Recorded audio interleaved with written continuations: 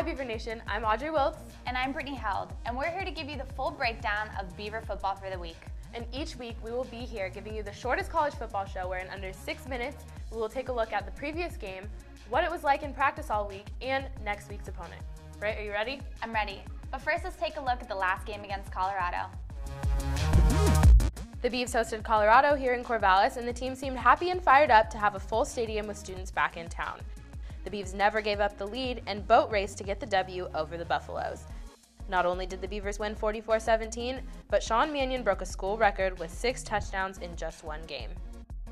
It is cool, to be recognized for that, but to me it speaks volumes about my teammates. I'm just one player on a huge team. The boys look energized after resting up over the bye week, and strength and conditioning coach Mike Johnson gave us an inside look to how the boys will stay healthy as they head out on the road. On the road, make sure they get lots of rest, eat good food, lift weights, keep them strong. So we do things a little bit different here. A lot of people back down the weights. We still want to maintain or even get stronger. Speaking of staying healthy, someone seemed happy to be back at practice this week. Did this bye week come at a perfect time? I definitely think it came at a perfect time, allowing me another week to get healthy, and now I get to go out there and get back with my boys. Junior captain Brandon Cooks is no stranger to award nominations, but that doesn't knock his focus. My faith is really huge, so I feel like I stay humble and I be able to keep doing what I'm doing on the field, and if not, then I feel like I did great.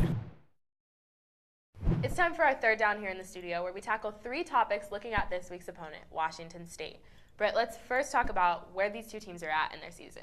Let's first start with our Beavs. Our Beavs are 4-1 overall, right? 2-0 in conference, okay? We did have that shaky start to the beginning of the season with the loss against Eastern Washington. I know, I think a lot of people were worried after that game, but we've won everyone since. We really have, and honestly, we've really cleaned up our acts. We got DJ Alexander back. He was a huge loss to the defensive side of the ball. We got back Storm Woods, who had that major concussion. Right. I think that as long as we keep building and keep getting better each week, especially coming off the bye, I think we'll be great. Right, and Washington State 4-2 now after the win against Cal this past weekend. Previously, they had beat USC when they were ranked, lost though to 5th-ranked Stanford, of course, big loss, 55-17. These 2 teams are at different places. Washington State has had to play 6 games straight through. We kind of just got our feet back underneath us, got our legs rested up a little bit, and refocused our thoughts, and I think that that's going to play a huge factor. And honestly, speaking of rejuvenation, you can't really say that word without naming Brandon Cooks. Right, 807.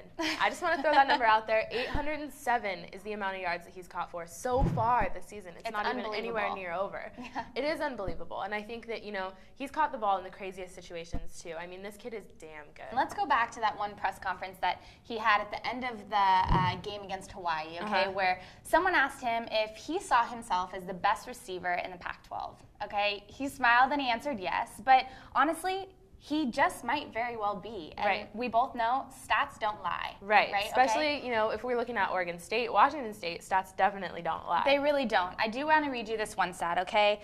Gabe Marks is the only receiver on Washington State right now that can even remotely touch Brandon Cooks, okay? He has a whopping 478 yards receiving, okay? Cooks almost doubles that. And not to mention, they've had one more game than us. It's truly incredible. So, that brings up the question. Is he indeed that good? I don't know. I guess we'll have to wait for the rest of the season to find out. We'll just have to wait and see. Not only should we talk about receiving yards, but let's talk about passing yards. This game is going to be kind of crazy with Mannion and Holiday. They're both putting up numbers. He has 350 yards passing, okay? 3 of those games have been over 400 yards. Right. Holiday's coming off of the huge win against Cal where he threw for 500 yards.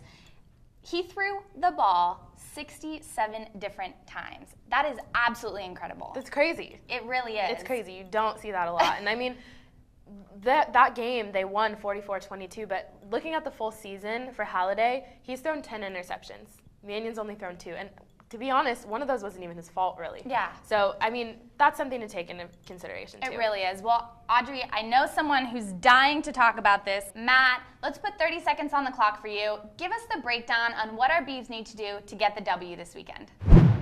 Thank you, ladies. My key to the game is simple. The Beaver defense needs to make plays and keep the Cougar offense off the field. Last weekend in a blowout win over Cal, quarterback Connor Halliday threw for over 500 yards and 3 touchdowns simply because Cal could not stop the pass. To bring home a win on the road in Pullman this weekend, the Beavers D will need to bring a strong pass rush and lockdown coverage to limit Mike Leach's trigger-happy offensive scheme. I look for number 2, Steven Nelson, to have a big game this weekend and possibly bring home another INT.